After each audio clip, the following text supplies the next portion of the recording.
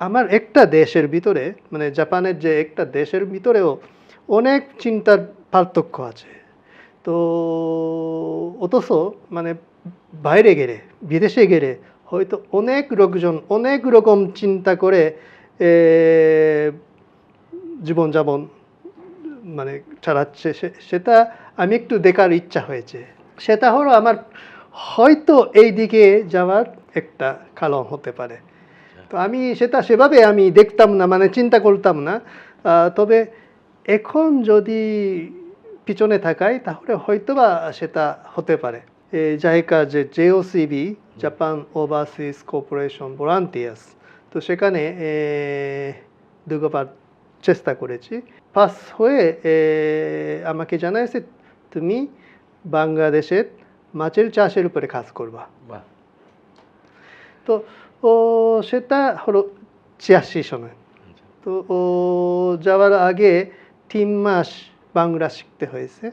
তো প্রথম মানে বই আমাকে দিয়েছে মানে ট্রেনিং সেন্টারে ভর্তি হওয়ার আগে, তো তুমি ভর্তির আগে এতটুক শিখে নিয়ে আসতে হবে, সরেয়া সরেই রস্যই সরেয়া সরেও সরেয়া রস্যই দীর্ঘই উ এই এটা দেখি আমার অবাক লাগছে, এটা কোনোদিনই আমি পারবো না।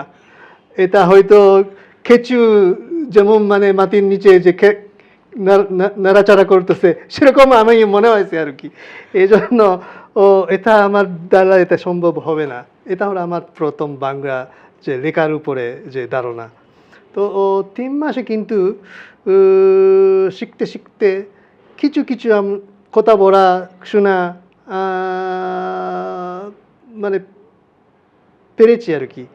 এই জন্য এই শিক্ষাটা নিয়ে বাংলাদেশে কুমিল্লা বাদে Bangladesh rural Bangladesh academy for rural development, তো সেখানে ফিশারি জুনিয়র এক্সপার্ট হিসাবে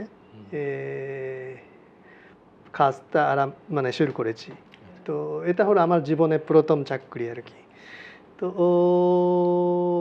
২ বছর আমি কুমিল্লাতে ছিলাম। তার আগে যারা ফিশারির উপরে জেওসিবি ভলান্টিয়াররা বিশেষ করে হাতছাড়ির উপরে মাছের ইনজেকশন করে ডিম ফালানো মানে ফতানো ও সেই কাজের যে টেকনিকটা শেখাতে আসতো বাংলাদেশে ওই ফিশারি ডিপার্টমেন্টে। তো ওইটা আমিও প্রথমে সেই দায়িত্বটা নিয়েছি, কিন্তু দেখা গেছে তখন আমি রিসার্চ করেছি সরকারিতে যা উৎপাদন করে ডিমের, তারপরে বেসরকারি উৎপাদন মানে অলরেডি মানে অনেক বেসরকারি যে খামার তখন ছিল। তো দেখলে সরকারি যে উৎপাদনটা 10%, বেসরকারি 90%। তা মোটামুটি আমার করা দরকার নাই মনে করেছি।